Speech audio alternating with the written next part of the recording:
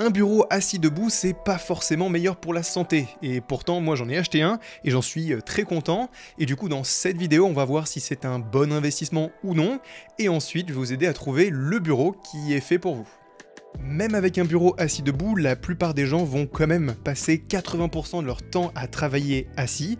Et d'ailleurs, c'est la même pour moi. Je pense que je passe maximum 1 heure, 1 heure et demie par jour à travailler debout. Donc déjà, avant même de considérer un bureau assis debout, je pense qu'il faut investir dans une bonne chaise de bureau. Mais même dans les meilleures chaises du monde, je ressens toujours le besoin de bouger un peu, de m'étirer, me lever, etc.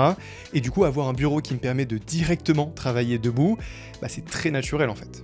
Du coup, aujourd'hui, j'aurais vraiment du mal à m'en passer, mais c'est pas vraiment pour son impact sur ma santé, c'est plus pour l'aspect productivité.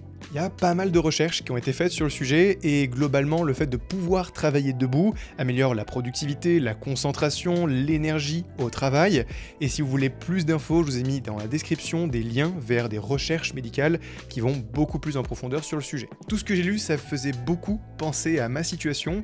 Quand je suis assis trop longtemps devant mon ordinateur, je commence à me déconcentrer facilement, à beaucoup bouger. Et aujourd'hui, quand ça arrive, je passe en mode debout et j'arrive mieux à reprendre ma concentration et à continuer à travailler sans trop de difficultés. Et puis il y a certaines tâches où je vais être plus productif debout, par exemple pour tout ce qui est travail de réflexion ou travail créatif, et d'autres tâches à l'inverse où je vais être plus productif assis, comme pour du montage par exemple, ou tout autre travail qui demande de rester très concentré.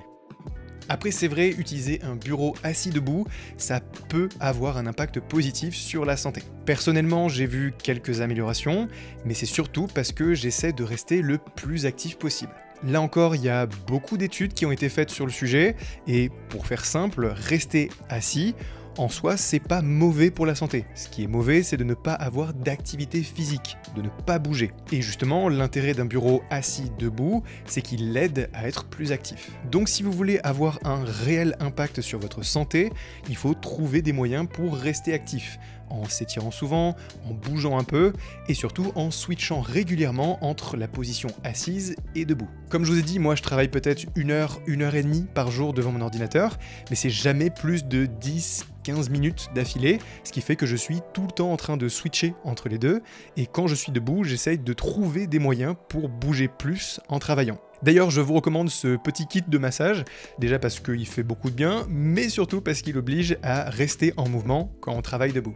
Maintenant, on va voir quel bureau est fait pour vous, parce qu'avant d'aller acheter le moins cher sur Amazon, il y a pas mal de conseils que j'ai à vous donner. Déjà, ne prenez un double moteur que si votre plateau de bureau est très grand, c'est-à-dire plus de 160 cm.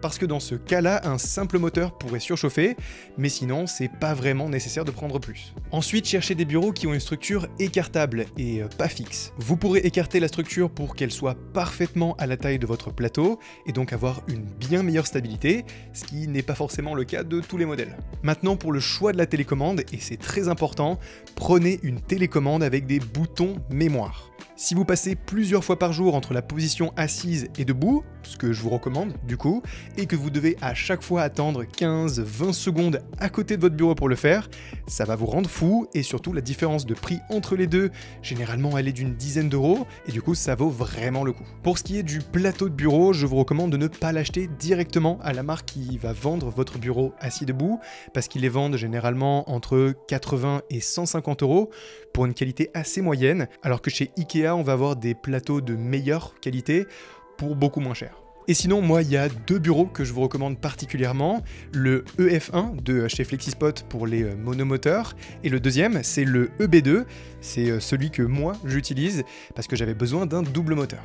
Je vous conseille cette marque-là particulièrement parce que tous leurs bureaux remplissent les critères dont je vous ai parlé, ils font souvent des promotions sur Amazon et la qualité de construction est juste parfaite. Si vous voulez les retrouver facilement, je vous ai mis des liens dans la description. Par contre, si votre truc c'est plus le très haut de gamme et que vous voulez faire des économies, je vous ai mis un lien vers le site d'Adopte un bureau qui font des bureaux assis debout reconditionnés, ce qui permet d'acheter des bureaux à plus de 700 000 euros pour la moitié du prix avec une garantie, et du coup, selon les modèles qu'ils font, ça peut vraiment valoir le coup. Maintenant qu'on a fini cette vidéo, n'hésitez pas à mettre un j'aime et à vous abonner, ça me permet un peu de savoir si elle a vraiment été utile pour vous ou pas. Et si vous voulez voir un petit peu plus ce qui se passe sur mon bureau, le clavier que j'utilise, le setup audio, l'écran, j'ai fait une vidéo qui apparaît juste ici, qui normalement devrait vous intéresser.